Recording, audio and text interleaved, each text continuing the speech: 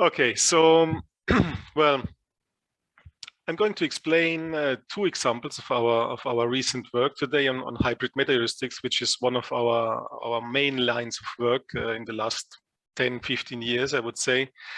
But first of all, I just wanted to quickly tell you where I'm working actually. So I'm working for the Spanish National Research Council, which is one of the largest public institutions dedicated to research in Spain. It's the third largest in Europe. We have around 6% of all the research staff in Spain. So 6% of all the researchers in Spain are working for CSIC. And we are producing around 20% of the scientific output in Spain. So why is there this discrepancy between the 6% and the 20%? This is simply because we are not doing teaching. Okay, so we have, in principle, we have more time for research, and this means we should publish a little bit more, on average at least, than the people working at universities, right, and teaching. So more specifically, I'm based in the Artificial Intelligence Research Institute in the IIIA. Which is one of the small institutes of the CSIC. So we are just 21 tenured scientists, and we are around 50 additional staff members. Okay, so this means postdocs, PhD students, technicians, administration, everything together. Okay, and among these 50, probably we have around 20 PhD students at the moment. So our lines of research are machine learning. Well, basically it covers most of the AI spectrum. So there's machine learning, optimization, logic, multi-agent systems, and so on. Okay. So don't worry, I will not explain you the whole history of optimization. I just have 2 or 3 slides, introductory slides, let's say, in order not to lose anybody. So today, or my work in general, is on combinatorial optimization. Okay, so we are not working, for example, on function optimization. Our work is completely based on combinatorial optimization. You know, you can model combinatorial optimization problem in different ways depending on the type of problem. So you can, most of them, I would say, you can model them as integer, in terms of integer programs. They might be linear or non-linear. And sometimes they might have also some non-integer variables. So you have mixed integer programs. Okay.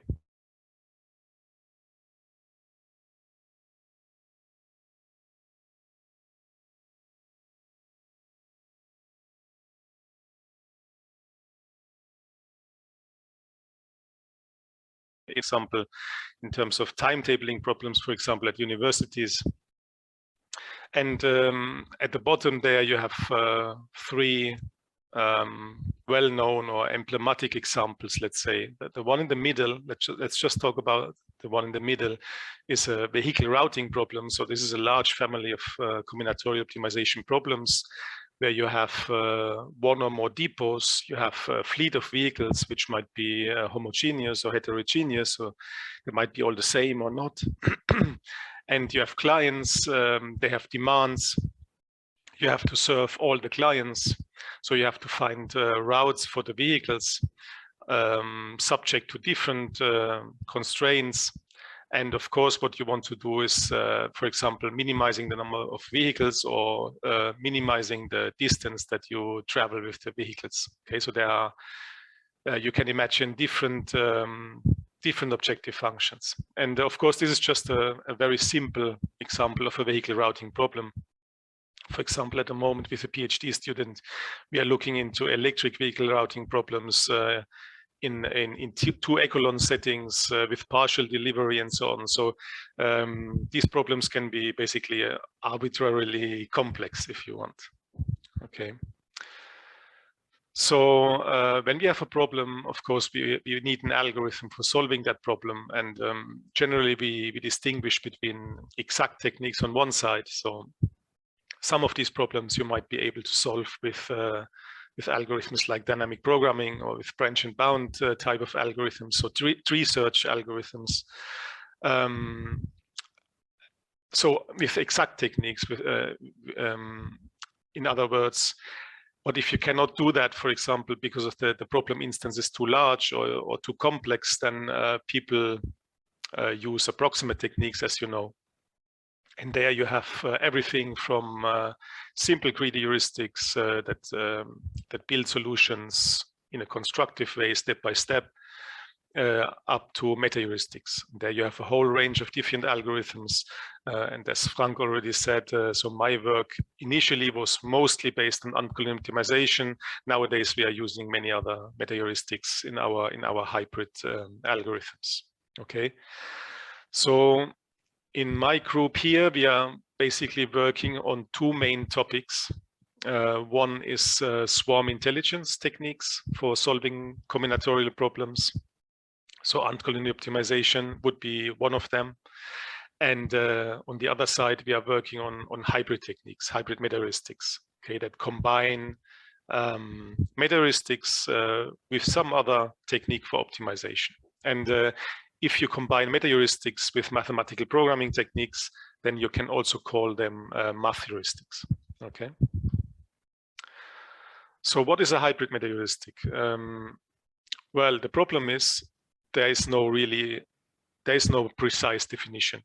This is not possible, but not even desirable, maybe, even to give a precise definition.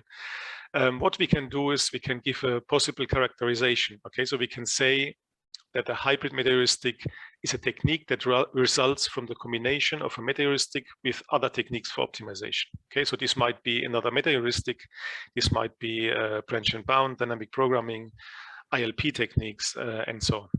Okay. So what is their reason of being?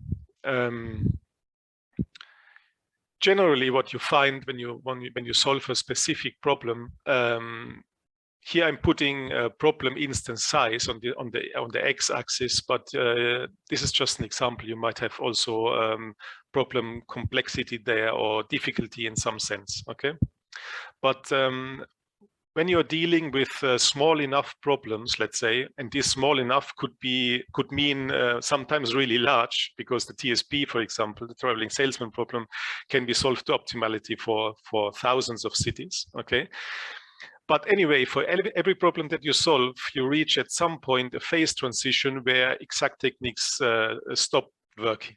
Okay, because of growing problem size or difficulty, complexity, and so on. Okay, so that's when people usually turn towards approximate techniques.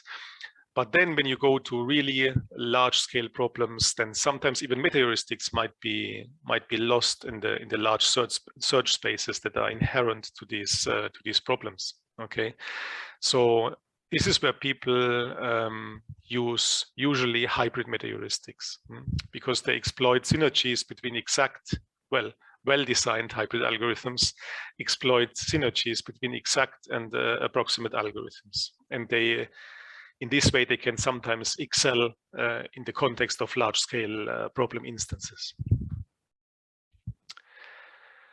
So when we look at metaheuristics and Matheuristics, there are some observations that we can, these observations are important for today. There are many more observations, but the ones that I have put on this slide, they are the important ones for today. The first one is that metaheuristics often make use of learning. Okay, examples are evolutionary algorithms, particle swarm optimization, uncollinear optimization. Okay, so this means they are using generally good solutions produced in the current or in past iterations for learning how to produce better ones in the near future. Okay. The second observation is that when we look at existing Matheuristics, they rarely use learning. Okay, they are maybe more based on neighborhood search. Okay, these are the observations, and this is what led us to the development of certain algorithms that I will explain today. Okay.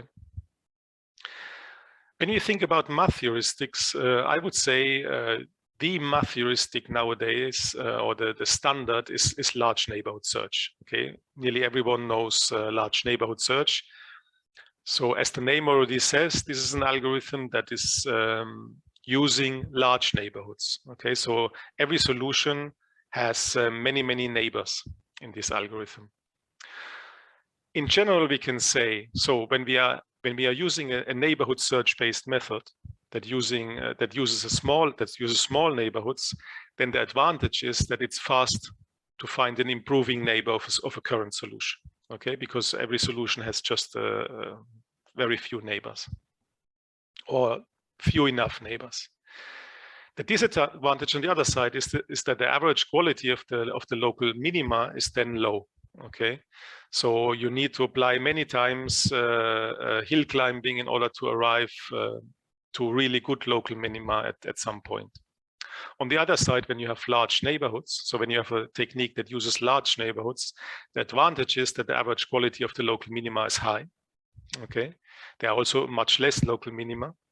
But the disadvantage is that finding an improving neighbor of a current solution might itself be an NP-hard problem sometimes.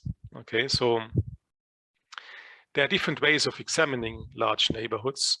One is for sure heuristically. Okay, so you can try to find in a heuristic way an improving neighbor of your current solution. Or you can do that with an exact technique. Okay, sometimes people are using ILP solvers. Okay, for finding a better neighbor of the current solution.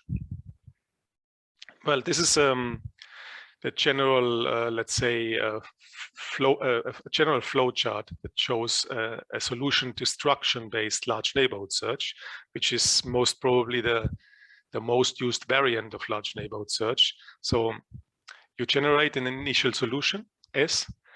Then at each iteration, you partially destroy the solution. This gives you a partial solution. Then you might apply an exact solver, telling the solver that any solution, any considered solution must contain this partial solution. And the solver has to find me the best one of these. Okay. And then I have the current solution, S. I have the new solution, SILP, and I choose between the two one solution that will be the current solution for the next iteration. Okay, so the very simple algorithm in a sense. So the trick here is how do I define the neighborhood? How do I define the problem that I solve in this step here? So this is the standard, and we developed other Matheuristics that in this case make use of learning. Okay, because the large neighborhood search that I just presented doesn't make use of learning, at least the basic version, let's say. So the first example I'm going to talk about is the extension of the Metaheuristic uncollinear optimization with negative learning. Okay, it's using already positive learning. I will show that on the next slide, or on the in 2 slides. But our extension also makes use of negative learning. And the second example I'm going to talk about today is about a general algorithm also, which is called a general Matheuristic, which is called construct, merge, solve, and adapt. Okay, and our current focus is on adding a learning mechanism to this algorithm, which was first published in 2016. But let's start with extending uncollinear optimization with negative learning. So, well, the observation is that uncollinear optimization is based on learning from positive examples exclusively. But nature shows that learning from negative examples can sometimes be useful. Okay, so this has been the topic of a PhD student of mine who will defend his thesis actually in September. He was very successful with this topic. He won, for example, the Best Paper Award at the ANS 2020 conference, and he published quite a range of papers on this topic. But for understanding the methodology, let's first have a look at what uncollinear optimization is doing normally. Okay, when it's using exclusively positive learning. So we are solving a combinatorial optimization problem. For doing that, we first have to say what are the solution components of my problem, and then I have to define the pheromone model. And usually there's a one-to-one correspondence between solution components and the pheromone model. Okay. So solution components might be, for example, the edges in the complete graph of the TSP. Okay. Then at each step, at each iteration of the algorithm, first probabilistically we construct a number of solutions, and then we are using some of these solutions and maybe solutions from previous iterations for updating the values of this pheromone model. So we are calling these values the pheromone values. Okay, so because these pheromone values are used to bias the solution construction process. Okay, so these pheromone values, together with the solution construction process, they define a probability distribution over the search space, which I'm sampling here in this step, basically at each iteration. Okay, and when I update the pheromone values, then I'm changing this probability distribution. And the hope is that by using good solutions for making this update, I'm shifting this probability distribution over time to areas in the search space where I find good solutions. Okay, very good solutions. Okay, so but then we see that there's also negative learning in nature and even in ant species. Okay, for example, in pharaoh ants, you find that they mark routes leading to non-profitable food sources. Okay, so these are like no entry signals. Okay, this is a kind of negative learning. In honeybees, you see that they mark flowers that are already exhausted of nectar. Okay, such that other bees don't even try to land there and to find nectar. Okay, this is for optimizing the resources, basically. Okay. There have been previous negative learning approaches for ant colony optimization in the literature. Okay, so you see here there's a whole list. The first ones are more than 20 years old. They have different properties. For example, some of them use specific anti-pheromone values. Others don't do that. Others, for example, like the first ones here, they just decrease the pheromone value on solution components that are found in low quality solutions. Okay. The second approach here uses explicitly an anti-pheromone value, and there have been some others. Unfortunately, none of these approaches is much used nowadays, even though that this one, for example, the one of Magnezzo, actually worked quite well, for example, for the quadratic assignment problem. Now let me explain you how our new approach for negative learning works. Okay, and let me explain that in the context of a problem which is called minimum dominating set. Okay, so this is just for example purposes. It's a very simple problem. It's an NP-hard problem, but it's simple to explain in graphs, okay, in undirected graphs. So here we have an undirected graph, and any subset of the nodes that is such that every node of the graph either forms part of the solution or has at least one neighbor that forms part of the solution is a valid solution. Okay, so the black nodes here, they form a valid solution because all the other nodes have at least one neighbor that is black. Okay, and the optimization objective here is minimization. Okay, so we want to find a dominating set of minimum size. So there's a simple integer linear program for expressing this problem, where we have a binary variable for each node. Okay, in the graph. So xi corresponds to node vi for all the nodes in the graph. We are minimizing the sum of these binary variables, okay, because we want to minimize the size of the dominating set. And this constraint here says that for every node, either the node itself forms part of the solution or at least one of its neighbors. Okay. Now we implement, before I explain the negative learning extension, let me just say something about the baseline algorithm which we used to implement this negative learning mechanism. We used the max-min-ant system implemented in the hypercube framework. This is one of the most, or one of the, well-used algorithms nowadays. There are some characteristics that can be summarized in this way. So at each iteration, this algorithm produces a number of NA solutions probabilistically based on greedy and pheromone information. And then the pheromone values are modified using at most 3 different solutions. The best so far solution, so the best solution found since the start of the algorithm, the iteration best solution, and the restart best solution. So this shows you this algorithm makes use of restarts. Okay, so when convergence is detected, it would reinitialize the pheromone values and make a restart. Okay, so we can also store the restart best solution. So the best solution found since the last restart. So these 3 solutions are used in this algorithm version for updating the pheromone values at each iteration. Okay.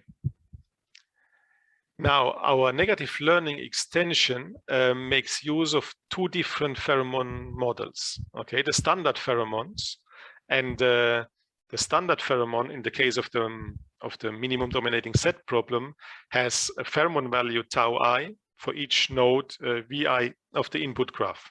Okay, and then we have also the negative pheromones, so tau I neg for each node or vertex vi in the graph. Okay, so the standard MMAS algorithm makes only use of these standard pheromones, but our negative learning extension makes also use of these negative pheromones. Okay, so when we construct the solution, we do that by starting from an empty set of nodes, and we're adding one node after the other. Okay, and for given a partial solution, we choose one of the nodes of the remaining graph that should be added to this solution according to these probabilities. Okay, so if you remove the red part here, then you have exactly what the MMAS algorithm does. Okay, our negative learning extension multiplies these terms here, which is the greedy value and the pheromone value of the node VK, with 1 minus the negative pheromone value on VK. Okay, so for understanding that, we also have to know that pheromone values and this algorithm, they move between 0 and 1. Okay, so this means if tau k neg is low, so if the negative pheromone value on a node is low, then this term is high. Okay. On the other side, if this negative pheromone value is high, so if it approaches 1, then the probability to choose this node VK for a solution is getting lower and lower. Okay. Now this graphic shows you how this negative learning component works. Okay, so at each iteration, we would construct a number of solutions, and let's say we are constructing these 4. Okay, so here we have 4 different solutions, and then what we do is we generate a sub-instance. Okay, so after generating these solutions, we join we merge all the vertices that appear in at least one of these 4 solutions. So these are the ones marked in red here. Okay. Then we use an additional algorithmic component, which can be a Cplex, okay, in this case, or it can be also the same MMAS algorithm, but in the standard form, okay, to solve this sub-instance. Okay, so we, after generating in the main algorithm a set of solutions, we are creating this sub-instance, and then we are applying another algorithm for a short time in order to find the best solution, if possible, in this sub-instance. Okay, so let's say this is the solution. So the green ones, the green vertices here, form part of this solution. And of course, solutions to this sub-instance, they can only choose nodes that are marked in red here. Okay. So now in this solution, let's say which is the best solution to this sub-instance, the green ones are chosen. So these form part of the solution, but the red ones, they are part of the sub-instance, but they have not been chosen for the for the solution. Okay, and exactly these nodes, they receive a negative pheromone increase. Okay, so they have been selected for some of the solutions in the current iteration by the standard algorithm, but they don't appear in the best solution to the merge to the subinstance. Okay, so they receive a negative pheromone increase in order to make choosing them less probable in the next iteration. Okay. So now we have different algorithm variants here that we tested. So this ARCO is the baseline algorithm, the standard algorithm. And these versions here, they are different versions of our negative learning technique or extension, if you want. Okay, so the three versions here with CPL, they use Cplex for solving the subinstances. And these three versions here, they use the standard MMAS algorithm for solving the subinstances. Okay, and you see that there are three versions in each group. Okay, so the versions with the plus, they use the best result obtained for the subinstances additionally for a positive reinforcement of the standard pheromone values. Okay, so they're not only used for updating the negative pheromone values, but also the standard ones. And the versions with NEC, they use the update of the negative pheromone values. So this version here, which only has the plus, and this version here, they don't use the update of the negative pheromone values. Okay, and then we also implemented 4 other versions of negative learning from the literature. Okay, and then we did Teddy did a large experimental evaluation on many minimum dominating set instances. And this critical difference plot here shows you the overall result.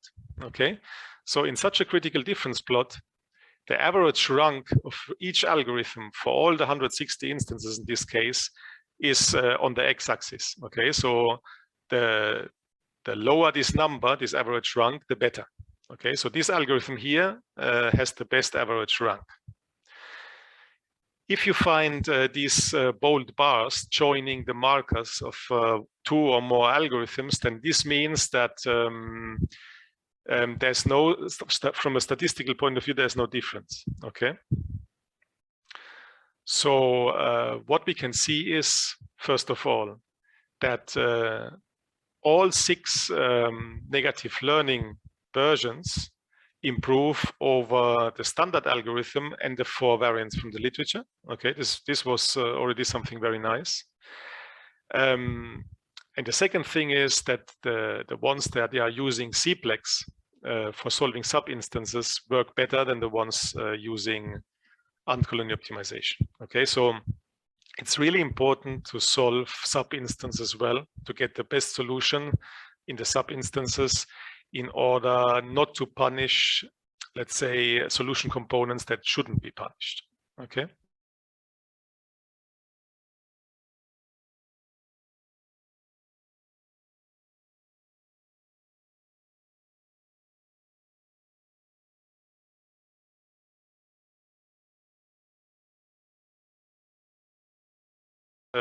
Okay.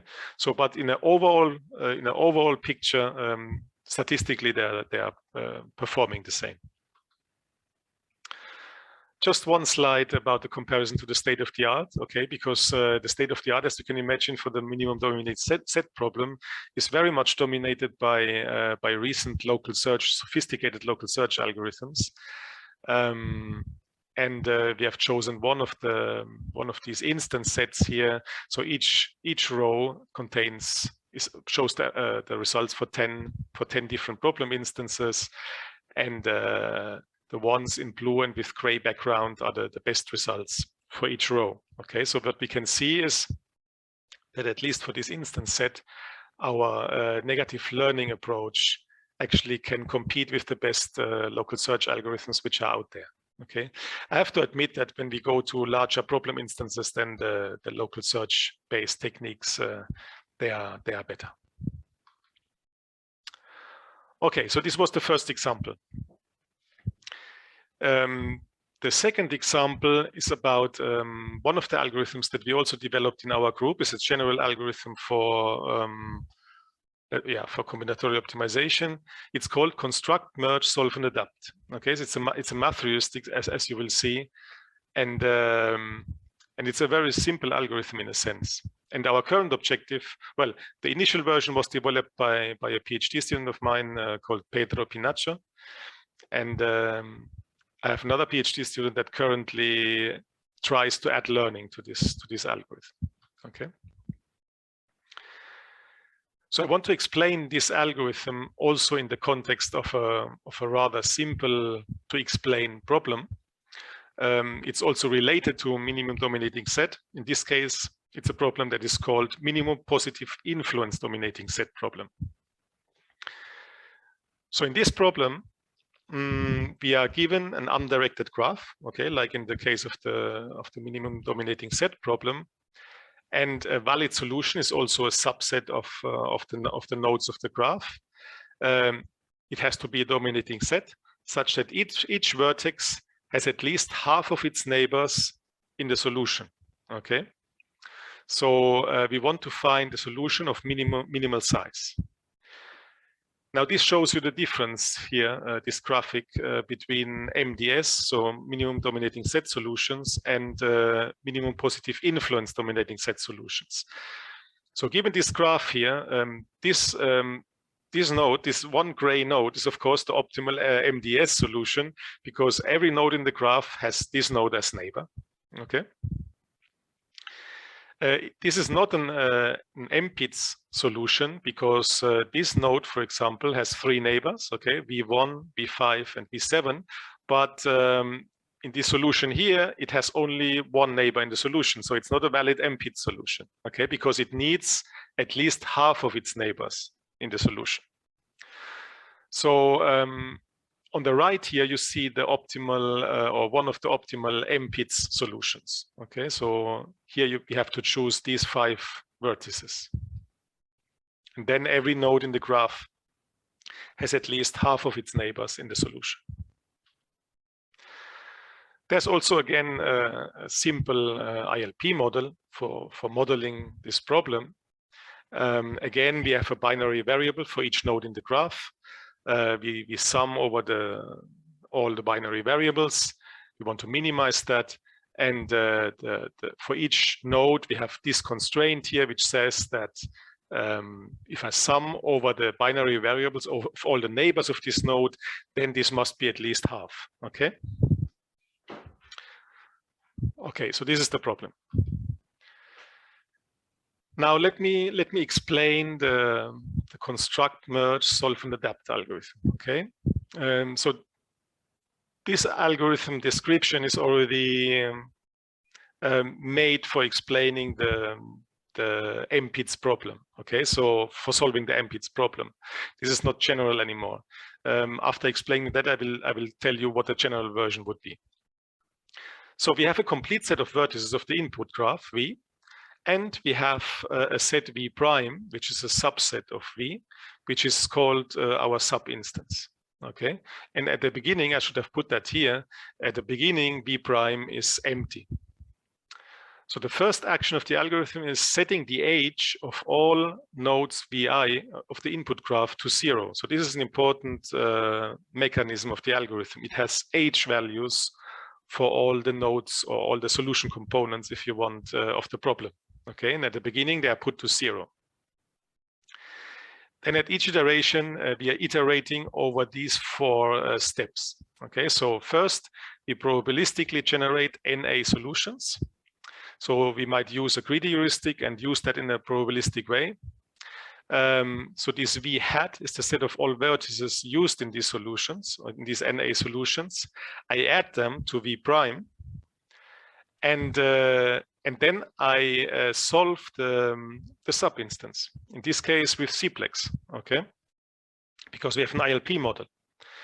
So and we tell Cplex you can only choose nodes from V prime, from our sub-instance for valid solutions. Okay. So this gives us a solution as ILP.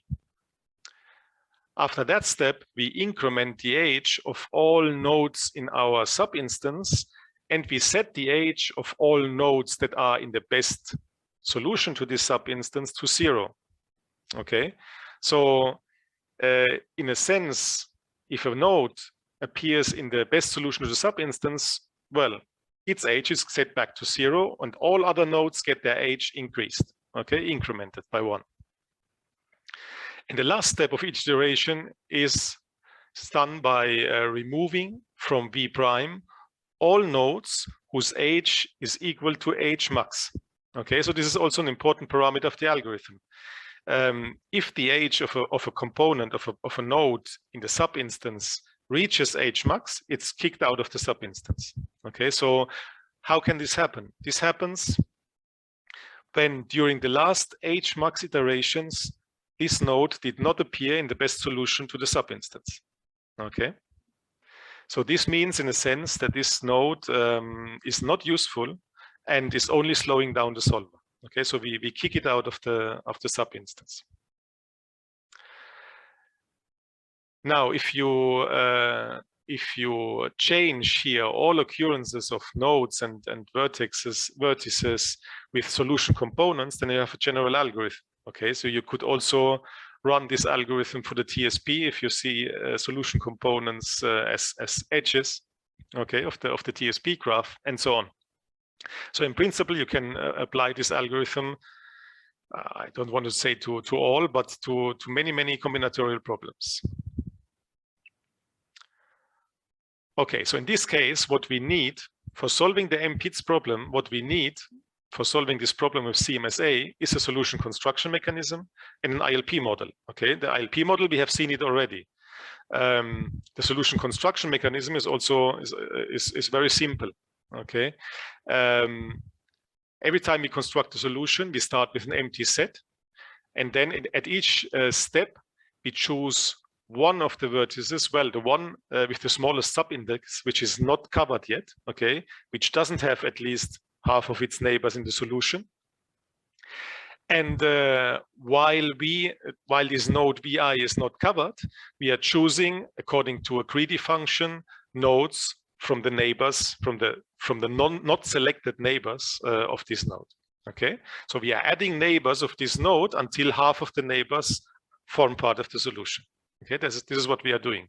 And in the deterministic version of this greedy heuristic, we are choosing always the best option according to a greedy function. Now, when we are using this heuristic within CMSA, we use it in a probabilistic way. Okay, and usually we're doing that in the following way. First of all, we have a determinism rate, okay, or probability D rate, which is a fixed parameter, for which a well-working value has to be found. And so at each construction step, when we choose a new neighbor of the currently selected node, with this probability, we choose the best one. Okay. Otherwise, we are building a candidate list of the L size best options, and we are choosing randomly from the candidate size from the candidate list. Okay. So this D rate and this L size are two important parameters, right? So we need to find good, well-working values for them, and we are usually doing so by tuning. The thing is that if we are running this standard version of CMSA, the probability distribution that we define with D rate and with L size over the search space does not change from one iteration to the other. So we are sampling always the same probability distribution. There's no learning involved. Okay.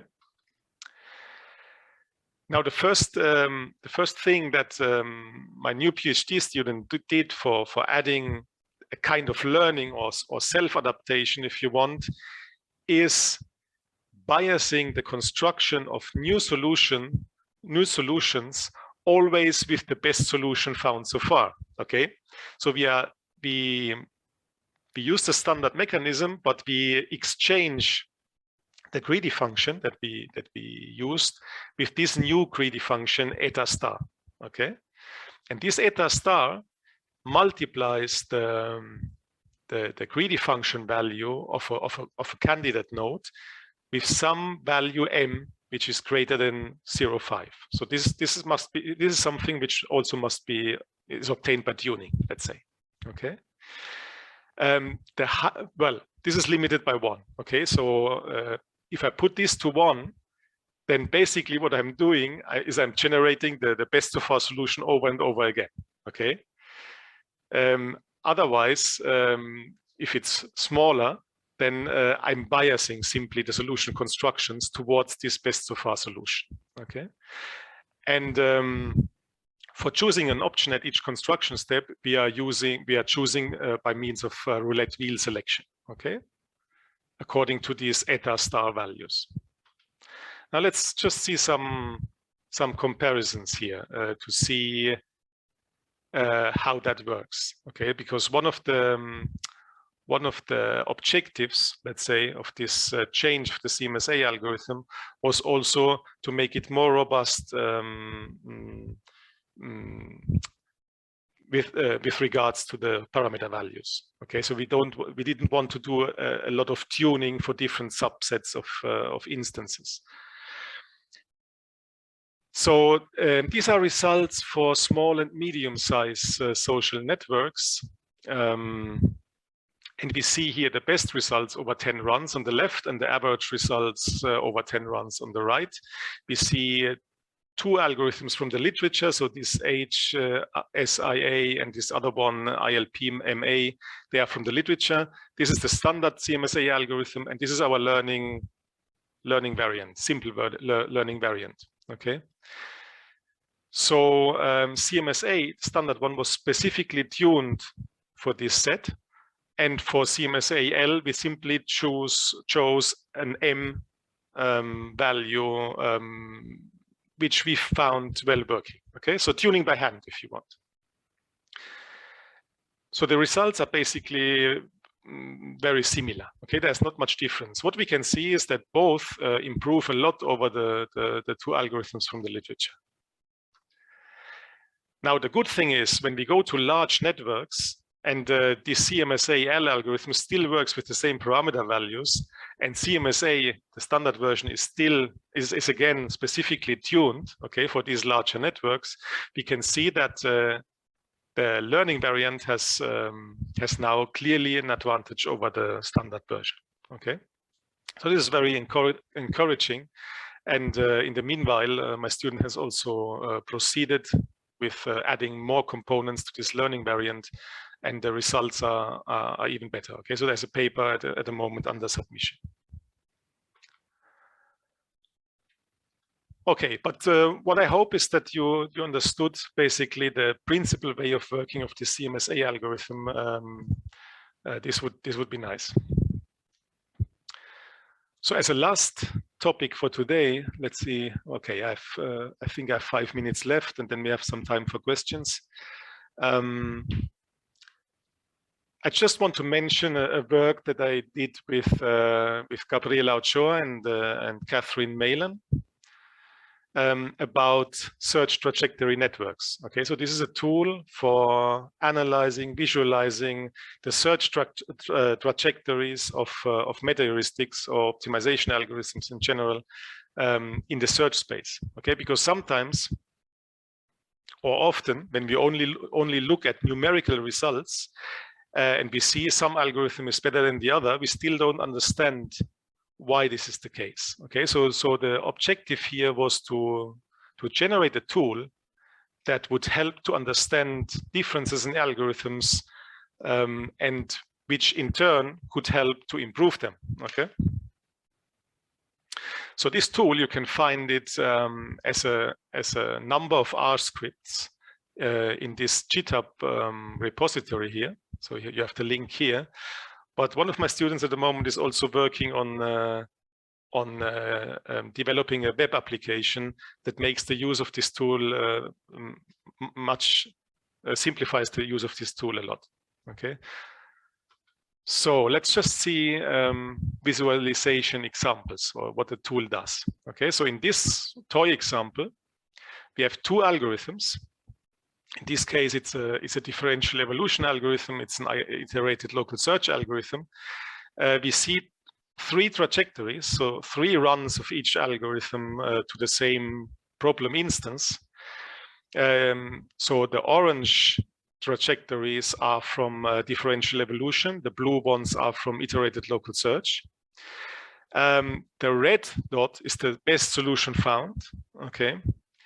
The dark gray triangles, they show endpoints of some of the trajectories. Okay. And the thickness of nodes shows how many trajectories went through certain points. Okay. And then there's one thing left, exactly. There's these, the yellow squares. They show the starting points of trajectories. Okay, so we see that there's one trajectory of ILS that just does one hop and then stops here. There are two other trajectories that meet here in this solution, and then one of them, I don't know exactly which one, goes over here and stops here, and the other one